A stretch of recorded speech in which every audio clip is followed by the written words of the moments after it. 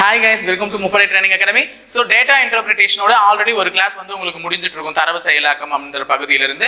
அந்த கிளாஸஸ்ல வந்து பார்த்தீங்கன்னா நம்ம கிட்டத்தட்ட இன்ட்ரோடக்ஷன் என்னென்ன மாதிரிலாம் கேட்பாங்க, டேட்டா இன்டர்பிரிட்டேஷன் என்னென்ன ஷேப்லலாம் உங்களுக்கு கேட்கறதுக்கு வாய்ப்பு இருக்கு எல்லாமே சொல்லிட்டு, ஒவ்வொரு ஷேப்லையும் டேட்டாஸ் எப்படி கொடுப்பாங்க, பர்சன்டேஜா எதில் கொடுப்பாங்க, ஆங்கிளா எப்படி கொடுப்பாங்க, என்னென்னலாம் பண்ணணுன்ற எல்லா டீடைல் இன்ஃபர்மேஷன் அந்த கிளாஸ்ல சொல்லிட்டோம். ஸோ அதுக்கப்புறமா 8 சம்ஸும் நம்ம சால்வ் பண்ணி பார்த்துட்டோம். இன்னைக்கு நம்ம அதனுடைய அடுத்த பகுதியான பகுதி 2ல இருக்கும். ஸோ இன்னைக்கு என்ன பண்ண போறோம்னு பார்த்தீங்கன்னா 3 ப்ராப்ளம் சால்வ் பண்ண போறோம். சோ ஓகேங்களா, 3 ப்ராப்ளம்ல கிட்டத்தட்ட 3 ப்ராப்ளம் சால்வ் பண்ண போறோம். சோ அதுல ஒரு பை சார்ட் இப்ப இருக்கு. ஓகேவா? சோ இந்த பை சார்ட்டை நல்லா கவனிச்சுக்கோங்க. என்ன கொடுத்திருக்காங்கன்னு பாத்தீங்கன்னா, வேரியஸ் இன்ஜினியரிங் காலேஜ்ல, டெல்லி இன்ஜினியரிங் காலேஜ் இருக்கு, அதுல வேரியஸ் இன்ஜினியரிங் பிரான்ச்சினுடைய சீட் அலோகேஷன் எவ்வளவு இருக்குன்றத தான் காமிச்சிருக்காங்க. இந்த டோட்டல் நம்பர் ஆஃப் சீட்ஸ் எவ்வளவு இருக்குன்னு பாத்தீங்கன்னா 400 சீட் கொண்ட அந்த டெல்லி காலேஜ்ல சிவிலுக்கு எத்தனை பர்சன்டேஜ் ஒதுக்கி இருக்காங்க?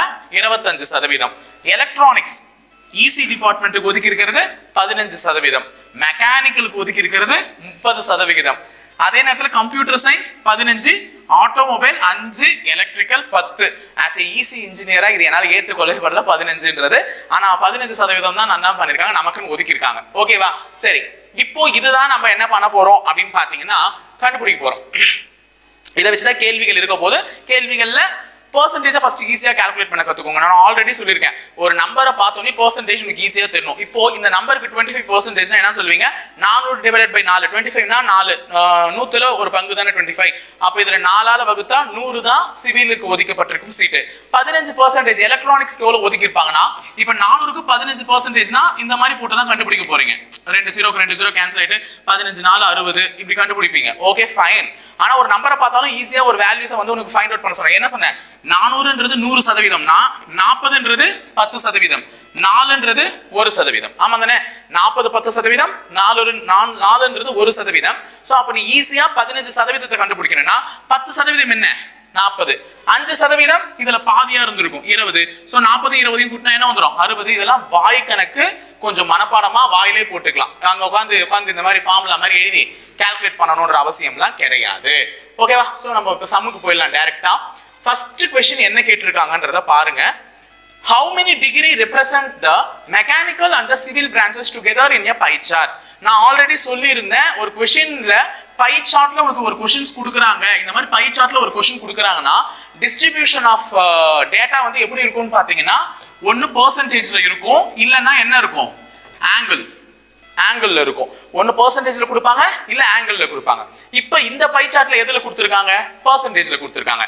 நம்மள என்னவா மாத்தி கேக்குறாங்கன்னா, கோணமா மாத்தி சொல்லு, கோணம் என்ன அப்படின்னு கேக்குறாங்க. அதாவது 100% பிரிக்கும் போது இப்படி பிரிஞ்சிருக்கு, 100% பிரிக்கும் போது சிவிலுக்கு 25% பிரிஞ்சிருந்துச்சுன்னா, இதே நான் கோணமா பிரிச்சு காமிச்சா இந்த 25% எவ்வளவு கோணத்திற்கு நிகர் அப்படின்னு நம்மள क्वेश्चन கேக்குறான். புரியுதா? the percentage is equal to how many angles. இதுதான் நம்மள கேக்குற क्वेश्चन. சோ எப்பவுமே இந்த மாதிரி ஒரு பை சார்ட்ல மட்டும் क्वेश्चन ஆங்கிள்ல கேட்டிருந்தாலும் இல்ல பெர்சன்டேஜ்ல கேட்டிருந்தாலும் இத அதுவா மாத்தி இல்ல அத இதுவா மாத்துன்னு கண்டிப்பா ஒரு क्वेश्चन வைப்பாங்க. சோ இங்க நமக்கு பெர்சன்டேஜ்ல கொடுத்திருக்காங்க, ஆங்கிளா மாத்துன்னு சொல்லி கேள்வி கேட்டிருக்காங்க. எதை ஆங்கிளா மாத்த சொல்லிருக்காங்கன்னா, மெக்கானிக்கல் டிபார்ட்மெண்ட்டையும் சிவில் பிரான்ச்சையும் ஆங்கிளா மாத்த சொல்லிருக்காங்க. சோ மெக்கானிக்கலுக்கு எவ்வளவு பெர்சன்டேஜ்? 30, சிவிலுக்கு எவ்வளவு பெர்சன்டேஜ்? 25. டோட்டலா 55% is equal to which angle அப்படின்னு கேக்குறாங்க. புரியுதா? 55% எவ்வளவு ஆங்கிள்னு கேக்குறாங்க. சோ சம் சால்வ் பண்ணிடலாமா? ஒண்ணுமே இல்லமா, இந்த கேள்வி ரொம்ப ஈஸியான ஒரு கேள்வி.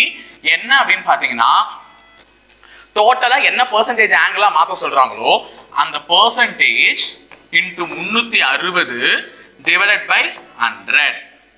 அவ்வளவுதான். எப்படி சொன்னேன்னு சொல்லுங்க. 55%மா? 55% எப்படி எழுதுவீங்க? 55/100 எழுதுவீங்களா? நம்மள எதுவா மாத்த சொல்றான்? ஆங்கிளா மாத்த சொல்றான். அப்ப இன்டு 360. இதே சார் 55 டிகிரி இருக்குது சார் அப்படின்னா என்ன சார் பண்ணுவீங்கன்னா, 55 டிகிரின்றது டோட்டல் டிகிரில எத்தனை டிகிரி? 360 டிகிரி. எப்படி 100ல 55%மோ அந்த மாதிரி 360ல 55 டிகிரி. நம்மள எதுவா மாத்த சொல்லுவாங்க? அப்போ பெர்சன்டேஜா, டிகிரியா கொடுத்தா பெர்சன்டேஜா மாத்த சொல்லுவாங்க. அப்ப இன்டு 100. இங்க பாருங்க, இந்த ரெண்டு வேல்யூ தான் மாற போகுது. பெர்சன்டேஜ்ல இருந்து டிகிரியா மாத்த சொன்னா, டிகிரியா மாத்துறதுனால 360ஆல பெருக்குறோம். டிகிரில இருந்து பெர்சன்டேஜா மாத்த சொன்னா, பெர்சன்டேஜா மாத்துறதுனால எதால பெருக்குறோம்? 100ஆல பெருக்குறோம். இந்த கணக்கு ஒன்னு கேட்பாங்க எக்ஸாம்ல, அது மாதிரி வந்துச்சுன்னா மட்டும் கொஞ்சம் என்ன பண்ணுங்க. இப்போ ஈஸி தானே. சோ இந்த 0க்கு இந்த 0 கேன்சல் பண்ணிட்டு 55யும் 36யும் பெருக்கோ. ஓகேவா? 55யும் 36யும் பெருக்கி கீழே 10ஆல வகுத்தல் இருக்குன்னா ஒரு ஸ்தானம் தள்ளி புள்ளி வச்சிரு, ஒரு டெசிமல் தள்ளி. சோ 6 5 30, 6 5 30, 33, 3 5 15, 3 5 15, 16 0 8 9 198. ஓகேவா, ஆன்சர் 198 டிகிரி. அதாவது நான் என்ன பண்ணேன், பெருக்கிட்டு ஒரு டெசிமல் 1980 வந்துச்சு, ஒரு டெசிமல் தள்ளி புள்ளி வச்சுக்கிட்டேன். ஏன் ஒரு டெசிமல் தள்ளி புள்ளி வச்சேன், ஏன் வச்சேன்னா கீழே 10ஆல வகுத்தல் இருக்கு. சோ 10ஆல வகுக்கணும்னா என்ன பண்ணணும், ஒரு டெசிமல் தள்ளி புள்ளி வச்சுக்கணும். சோ 198 நான் ஏன் போட்டிருக்கேன், இந்த 55 36 பெருக்கி 10ஆல வகுத்து இருக்கிறதுனால. ஓகேவா. சோ நெக்ஸ்ட் क्वेश्चन போயிடலாமா. அப்போ இந்த மாதிரி ஒரு क्वेश्चन கேட்பாங்க. இப்போ உனக்கு ஒரு क्वेश्चन நான் கொடுத்துட்டே போறேன். இந்த எலக்ட்ரானிக்ஸ் இருக்குல்ல, எலக்ட்ரானிக்ஸ் இந்த 15%, இந்த 15%த்தை எனக்கு நீ எவ்வளவு ஆங்கிளா வருதுன்றதை கண்டுபிடிச்சு சொல்லு. எவ்வளவு ஆங்கிளா வருதுன்றதை கண்டுபிடிச்சு கமெண்ட் பாக்ஸ்ல போடு. ஒன்னும் பண்ண போறதுல ஆங்கிள்னா என்ன பண்ணுவீங்க, தயவு செஞ்சு ஒரு தெரிஞ்சுக்கோங்க. ஆங்கிள்னா ஒண்ணுமே இல்ல, டிவைடட் பை 100 into 360, அவ்வளவுதான். சோ தி நெக்ஸ்ட் क्वेश्चन, சிவிலில் உள்ள மொத்த எண்ணிக்கை. ஓகே, நான் இங்கிலீஷ்ல படிச்சறேன் ஃபர்ஸ்ட் கன்வீனியன்ட்டா. Number of seats in civil branches is what percentage of the total number of seats in mechanical branches approximately. சிவிலில் உள்ள மொத்த எண்ணிக்கை மெக்கானிக்கலில் உள்ள மொத்த எண்ணிக்கையில் எத்தனை சதவிகிதம்னு கேக்குறாங்க. சோ இந்த மாதிரி ஒரு क्वेश्चन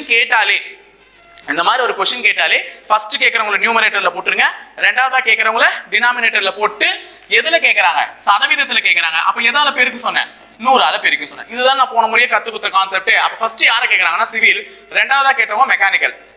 அப்ப சிவில்ல 25%, மெக்கானிக்கல்ல 30%. இதை என்ன பண்ணணும், இன்டு 100ஆல பெருக்கி சொல்லணும். சோ நமக்கு அங்க டோட்டல் நம்பர் ஆஃப் கேண்டிடேட்ஸ் தான் முக்கியம். பெர்சன்டேஜ் எடுத்து அப்படியே நம்மளால என்ன பண்ண முடியாது, வகுக்க முடியாது. சோ 25%ன்றவங்க எவ்வளவு பேருன்னு பாத்தீங்கன்னா 400க்கு 25% என்ன, 100.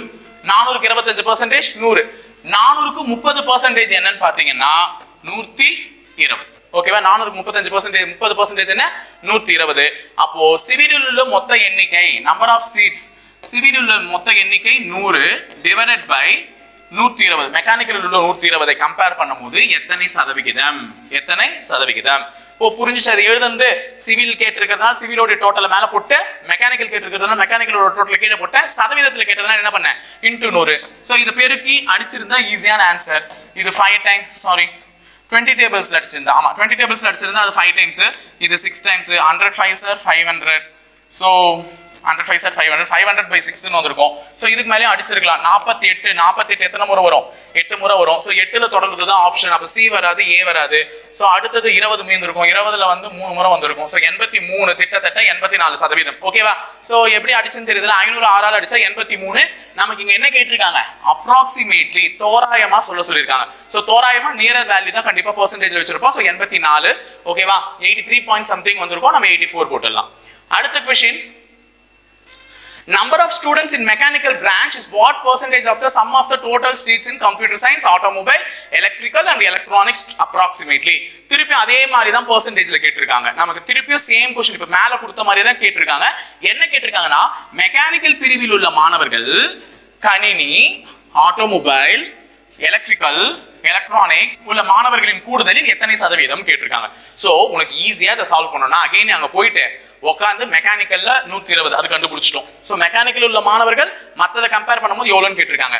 இங்க உட்காந்து இது எல்லாத்தையும் கூட்டி, சார் 15 சார், 5 சார், 20 சார், 20 ஒரு 10 30 சார், 30 ஒரு 5 45 சார், இப்படி ஒன்னொன்னா கண்டுபிடிக்கிறத விட 120 100ஐயும் கூட்டினா 220. அந்த 220 400ல கழிச்சிடு. புரியுதா, 220 400ல கழிச்சிடு எவ்வளவு வருது, 180. அந்த 180 தான் இதுல டோட்டல். நம்மளுக்கு யூஸ் பண்ண டேட்டா கண்டிப்பா அடுத்தடுத்த கேள்விகள்ல பயன்படும் சொல்லியிருந்தேன். சோ மெக்கானிக்கல்ல உள்ள ஒரு மாணவர்கள் மத்த டிபார்ட்மெண்ட்டை கம்பேர் பண்ணும்போது எத்தனை சதவீதம் கேட்கறான். சிவிலா அவங்க சேர்க்கல, இந்த 4 டிபார்ட்மெண்ட்டை தான் சேர்த்திருக்காங்க.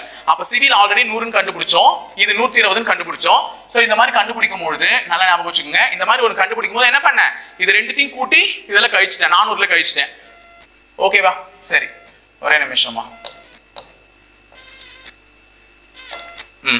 இப்ப வந்து அதை கழிச்சுட்டா முடிஞ்சிருச்சு. இப்ப பாருங்க, சோ கேள்வி எது கேட்டிருந்தாங்க, இந்த क्वेश्चन தான். சோ மெக்கானிக்கல்ல 120, இதுல எவ்வளவு 180 into 100. ஓகேவா, மத்த டிபார்ட்மெண்ட்டை கம்பேர் பண்ணும்போது. சோ 60 டேபிள் ஈஸியா அடிக்கலாம்ல. 60வது வாய்ப்பாட்டுல இது 2 முறை, இது 3 முறை. சோ 200 டிவைடட் பை 3ன்னு வரும். சோ 200 டிவைட் பை 3 18ல 6 முறை வரும். மிச்சம் 2 மீந்து இருக்கும், 66 சம்திங். சோ ஏறத்தாழ என்ன பெர்சன்டேஜ்னு பாத்தீங்கன்னா 65%. தோராயமா தான் கேட்டிருக்காங்க again. So 65% nearer by value.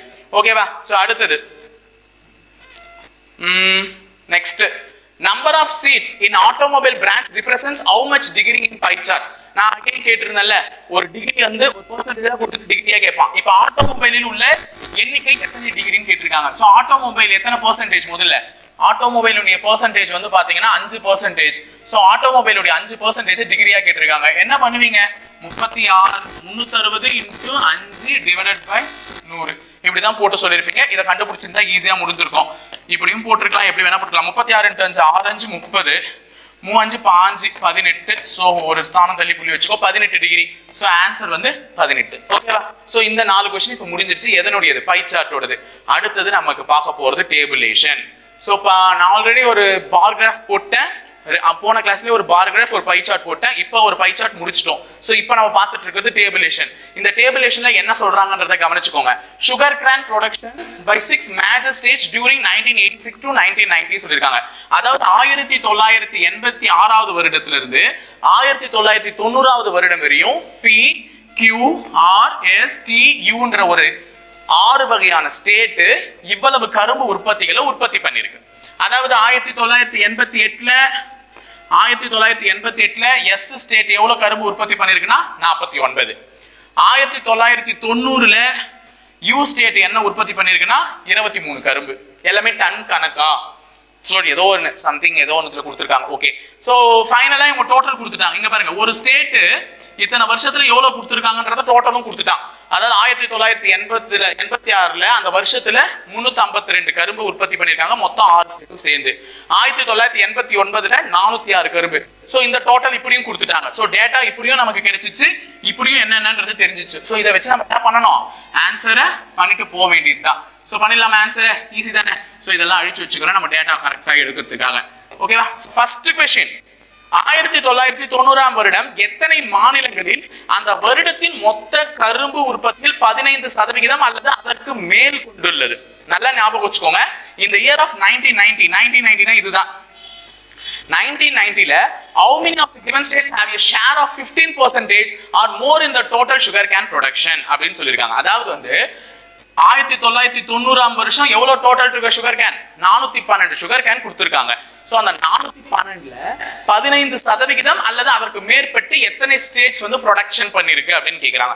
So 412க்கு முதல்ல 15% நீ கண்டுபிடிக்கணும். நல்லா ஞாபகம் வச்சுக்கோங்க. 1990ஆம் வருடம் எத்தனை மாநிலங்களில் அந்த வருடத்தின் மொத்த கரும்பு உற்பத்தி, அந்த வருடத்தினுடைய மொத்த கரும்பு உற்பத்தி 412, அதுல 15% அல்லது அதற்கு மேலேயோ கொண்டுள்ளது அப்படின்னு சொல்லிட்டு கேட்கிறாங்க. அப்ப 412க்கு ஃபர்ஸ்ட் நீ எவ்வளவு கண்டுபிடிக்கணும், 15% கண்டுபிடிக்கணும். சோ 412க்கு 15% கண்டுபிடிக்கணும்னா நீ 412 into 15 மல்டிப்ளை பண்ணிட்டு 2 டெசிமல் தள்ளி புள்ளி வச்சுக்கோ 100ஆல பண்றதுனால. சோ இந்த இடத்துல போட்டோமா, so 412 into 15. So 2 5 10, 1 5 5 6, okay 6 4 5 20. So 412 போட்டா 0 8 1 6, 2 ஸ்தானம் தள்ளி புள்ளி வச்சா 61.8. நல்ல ஞாபகம் வச்சுக்குமா, 2 ஸ்தானம் தள்ளி புள்ளி வச்சா 61.8. இந்த கணக்கை நான் போட்டேன். சோ 412க்கு 15% 61.8. இதனுடைய 15% என்ன, 61.8. ஏறத்தாழ 62ன்னு எடுத்துக்கேன், 62.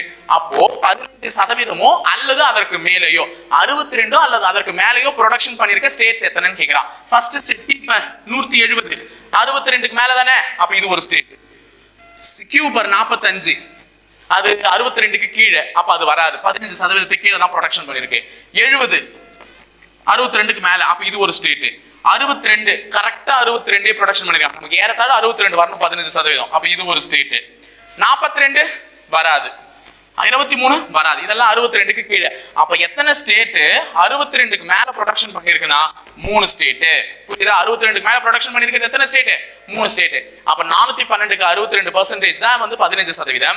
அப்ப 15% அல்லது அதுக்கு மேலேயோ ப்ரொடக்ஷன் பண்ணிருக்கக்கூடிய கம்பெனிஸ் எத்தனை, 3 கம்பெனிஸ். சோ அடுத்த கேள்வி பார்க்கலாமா, which of the following states shows a constant fall in sugar cane production every year ன்னு கேட்டிருக்காங்க. அதாவது எந்த மாநிலம் கரும்பு உற்பத்தியில் தொடர் சரிவை சந்தித்து கொண்டுள்ளது அப்படின்னு சொல்லிட்டு கேட்டிருக்காங்க. சோ பார்க்கும்போதே தெரியும், கரும்பு உற்பத்திகள் வந்து ஒவ்வொரு வருஷமும் ஒரு மாநிலம் எவ்வளவு கொடுத்துட்டு இருக்குன்ற டேட்டா தான் கொடுத்திருக்காங்க.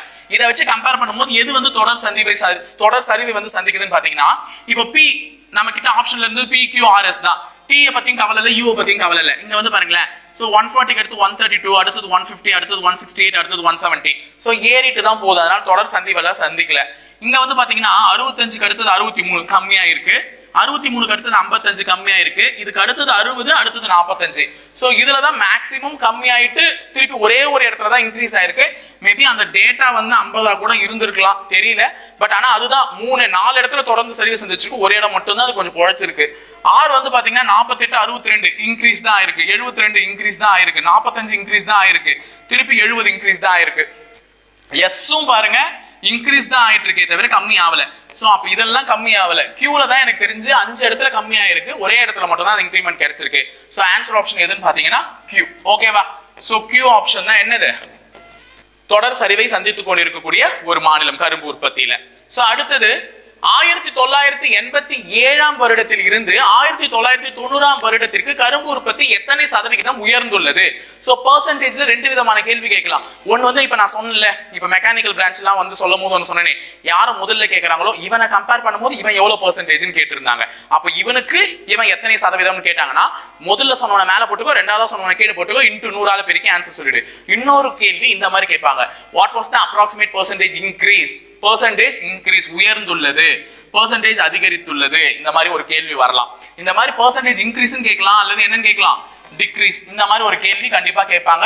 So in sugar cane production in states, எந்த ஸ்டேட் எஸ்ன்ற ஸ்டேட்ல from 1987 to 1990 தமிழ் மீடியத்துல தான் எஸ் என்ற ஸ்டேட்டை மென்ஷன் பண்ண காணோம். நீங்க மட்டும் நல்லா கவனிச்சுக்கோங்க, எஸ் என்ற ஸ்டேட் தமிழ் மீடியத்துல மென்ஷன் ஆகல, ஆனா இங்கிலீஷ் மீடியத்துல தெளிவா கொடுத்திருக்காங்க. அப்ப எஸ் என்ற ஸ்டேட்ல 1987 இருந்து 1990 எவ்வளவு சுகர் கேன் வந்து அதிகமா ப்ரொடியூஸ் ஆயிருக்கு அப்படின்னு சொல்லிட்டு கேக்குறாங்க. சோ நம்ம அகைன் டேட்டா எடுத்துட்டு வரணும். அப்ப எஸ் என்ற ஸ்டேட்டை பாத்துக்கோங்க, நல்லா இதெல்லாம் அழிச்சிடுறேன்.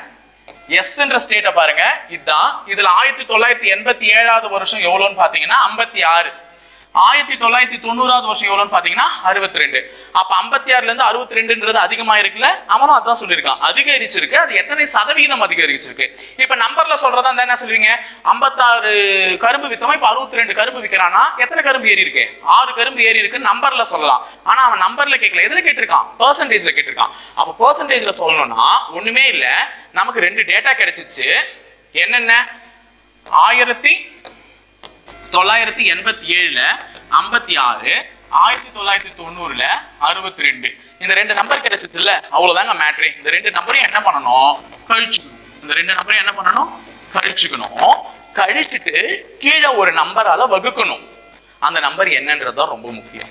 எந்த நம்பரால வகுக்கணும்னா, இங்க ஒரு வார்த்தை வருது பார், இந்த பெர்சன்டேஜ் இன்க்ரீஸ் எத்தனை சதவீதம் உயர்ந்துள்ளது, அந்த உயர்ந்துள்ளது அந்த இன்க்ரீஸ்ன்ற வார்த்தை தான் இந்த கீழே என்ன நம்பரை நம்ம போடணும்ன்றதை டிசைட் பண்ணுது.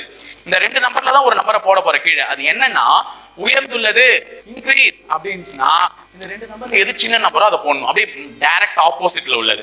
இன்க்ரீஸ் உயர்ந்துள்ளதுன்னு சொன்னா சின்ன நம்பரை போடணும், டிக்ரீஸ் குறைந்துள்ளதுன்னு சொன்னா பெரிய நம்பரை போடணும். இப்போ இங்க என்ன இருக்கு, இன்க்ரீஸ் உயர்ந்துள்ளது. அப்ப கீழே போட வேண்டிய நம்பர் சின்ன நம்பர் 56. சதவீதத்தில் கேட்கறதுனால எதாவது பெருக்கிக்கோங்க, 100 பெருக்கிக்கோங்க. ஓகேவா? இப்ப ஆன்சர் 6/56 into 100. ஓகேவா? சோ அடிச்சு சொல்லலாம், இத அடிச்சு சொல்றதா அந்த 56 எத்தனை முறை வரும், சோ இது 3 முறை. 56 25 28 முறை. சோ அடிச்சாலும் அடிக்கலாம். 50 28 16, சோ 25 7 3 25 75, 75/7 வந்திருக்கும். சோ 75 7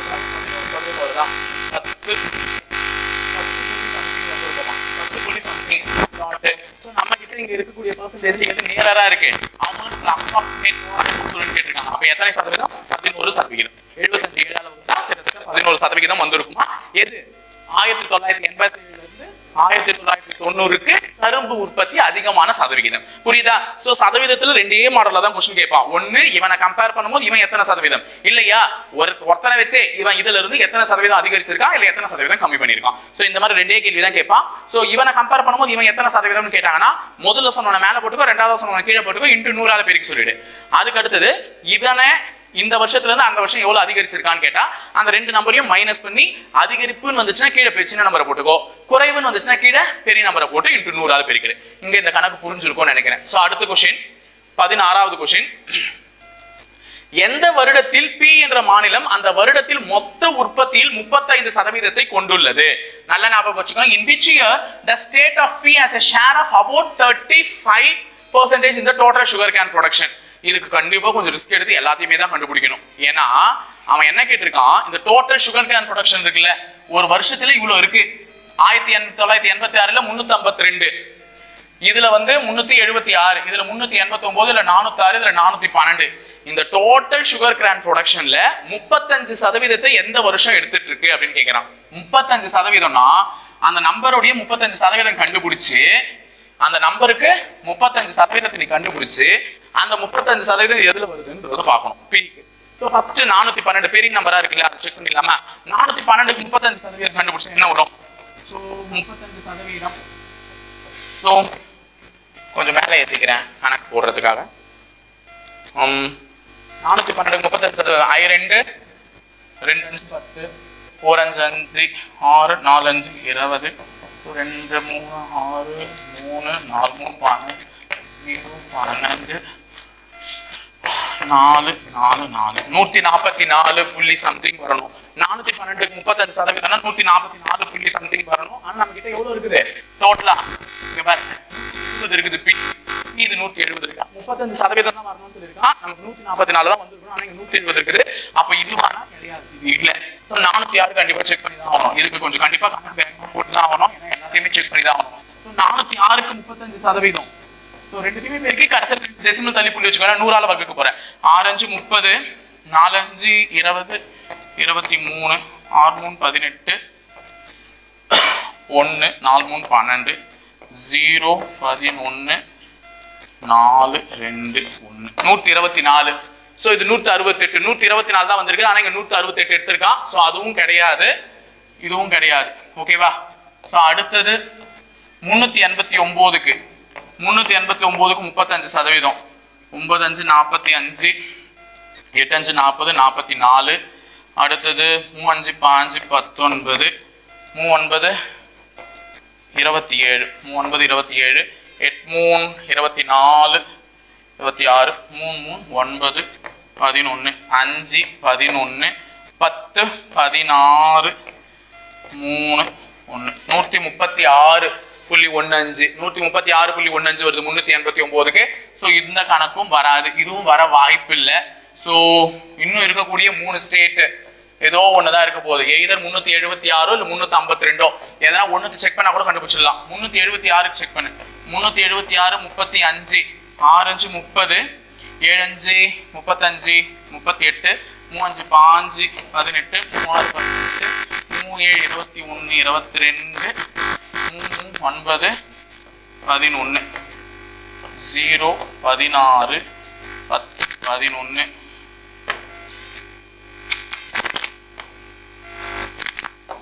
11 31 வந்திருக்கா? 131.6 132 வந்துச்சா? அப்போ 1987வது வருஷத்துல டோட்டல் ப்ரொடக்ஷன்ல பிஏ எத்தனை சதவீதத்தை பிடிச்சிருக்கு? 35% பிடிச்சிருக்கு. இதுதான் அந்த கேள்விக்கான அர்த்தம். கிட்டத்தட்ட 131.6 வந்துச்சு.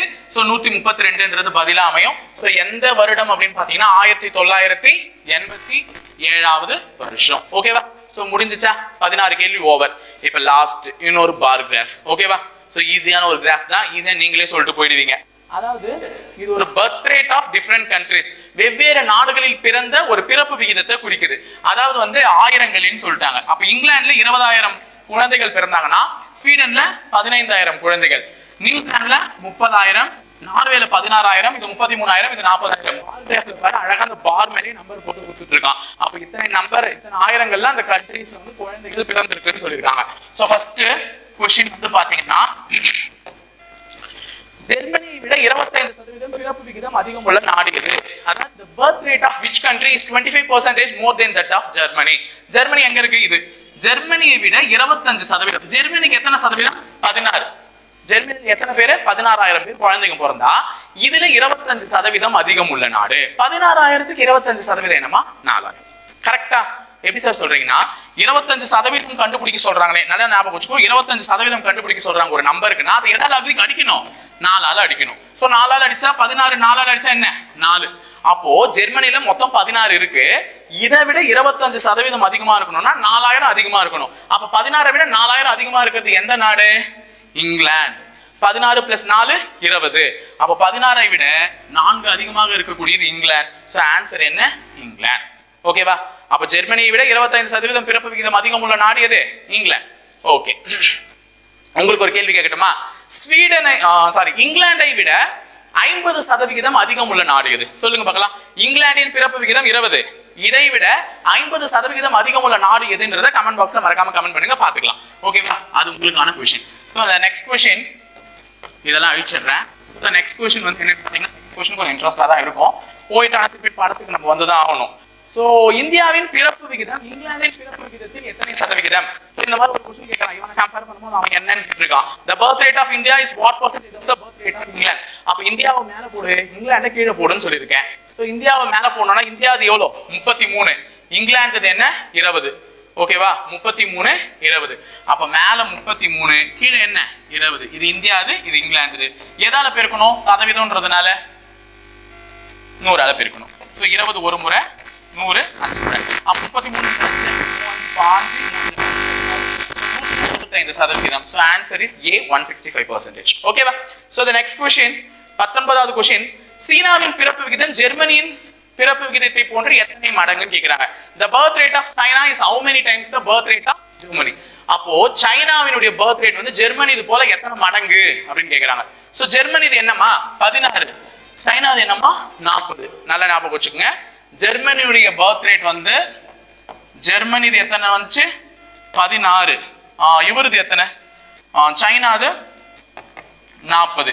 சோ 16ன்றது 40 எத்தனை மடங்குன்னு கேக்குறான். சோ நமக்கு மடங்குனா என்ன சொல்லுவோம்? என்கிட்ட 10 ரூபாய் இருக்கு, உங்ககிட்ட 20 ரூபாய் இருக்குன்னா என்னை விட 2 மடங்கு காசு வச்சுட்டு இருக்கேன். சொல்லுவோமா சொல்ல மாட்டோமா? ஜஸ்ட் வாய் கணக்கு தான். அந்த இடத்துல போயிட்டு அதே மடங்குனா என்னன்னு தெரியாது, கன்ஃபியூஸ் ஆகி நிக்காத. என்கிட்ட ஒரு 50 ரூபாய் இருக்கு, உங்ககிட்ட 100 ரூபாய் இருக்குன்னா என்னை விட நீ எத்தனை மடங்கு பணம் அதிகமா வச்சிருக்கேன்? 2 மடங்கு பணம் அதிகமா வச்சிருக்கேன். அப்ப இவன் 16ன்றான், அவன்கிட்ட 40 இருக்கு. 16னுடைய 2 மடங்கு என்ன? 32. அப்ப கண்டிப்பா 2 மடங்கை விட அவன் அதிகமா தான் இருக்கான். 40. இங்க பாருங்களேன், 0.4 வர வாய்ப்பு இல்லை. 5.2 4 2.5 இருக்கு. ஓகேவா? 16னுடைய 2 மடங்கு 32, அதை விட அதிகமா தான் இருக்கு 40ன்னு சொல்லிட்டு. சோ 16ல பாதி என்னமா? 8. சோ 32ஓட 8 கூட்டினா என்ன? 40. கரெக்டா? 32ஓட 8 கூட்டினா தான் 40. அப்ப 2 பிளஸ் பாதி அரை. அப்போ இவன் சைனா வந்து ஜெர்மனியை விட எத்தனை மடங்கு அதிகமா இருக்கானா? 2.5 மடங்கு அதிகமா இருக்கணும். 2.5. புரியுதா சொல்றது? 16னுடைய 2 மடங்கு 32, கிட்டத்தட்ட நம்ம சைனா கிட்ட நெருங்கிட்டோம் 32ன்னும் போதே. அப்ப 4 5.2 வர வாய்ப்பே இல்ல. சோ 16ல 2ஆல வகுத்தா 8. நான் சும்மா ஒரு தோராய கணக்கு வாயில சொல்றேன். 16 2ஆல அடிச்சா என்ன? 8. சோ 32ஓட 8 கூட்டினாதான் 40. அப்ப இவன் 16 இருக்கும்போது அவன் 40 இருக்கானா? இவனை விட அவன் எத்தனை மடங்கு அதிகமா இருக்கானா? 2.5 மடங்கு. சோ the last question 20வது கேள்வி. What is the ratio of birth rate of India to that of Sweden? India மற்றும் ஸ்வீடனின் பிறப்பு விகிதம் காண். ஆல்ரெடி இந்தியா அது பார்த்தோம் 33. ஸ்வீடன் மட்டும் என்னன்றத பார்த்து வந்துடலாம். யாராவது ஞாபகம் வச்சிருக்கீங்களா? ஸ்வீடன் வந்து பார்த்தோன்னா 15. ஓகே, இவன் 33, இவன் 15. சோ இது ரெண்டுத்துக்கும் என்ன கேட்கறான்? ரேஷியோ கேட்கறான். சோ 33 15 அப்படியே விட்டுறாதீங்க. 3 டேபிள்ஸ்ல கேன்சல் ஆகும். சோ 3 டேபிள்ஸ்ல அடிச்சா இது 11 டைம்ஸ், 3 tables அடிச்சா இது 5 times. So cancel ஆகி இங்க வந்து நிக்கும். So 11:5 is the answer. So இன்னைக்கு 20 questions பார்த்துட்டோம். Actually 20 questions முடிச்சிட்டோம் data interpretationல. So இன்னும் data interpretation உடைய இன்னும் ஒரு பார்ட் வீடியோ போடுறேன். அது ஒரு 15 questions உங்களுக்கு கம்பைன் பண்ணி தரேன். So ஆக மொத்தம் 35 questions data interpretation பார்க்கும்போது உனக்கு ஓரளவுக்கு இந்த தரவு செயலாக்கம் questions எப்படி அட்டெண்ட் பண்ணணும்ன்ற ஐடியா வந்துரும். So இதே மாதிரி ஃபாலோ பண்ணிட்டே இருங்க. முப்படை பயிற்சி மையத்தை அவங்க தொடர்ந்து உங்களுக்கான questions SI க்கு எப்படிலாம் வித்தியாசமா கேள்விகள் வரும்னு சொல்லிட்டு இனி வரும் வீடியோக்குள்ள நீங்க பாப்பீங்க. Thank you.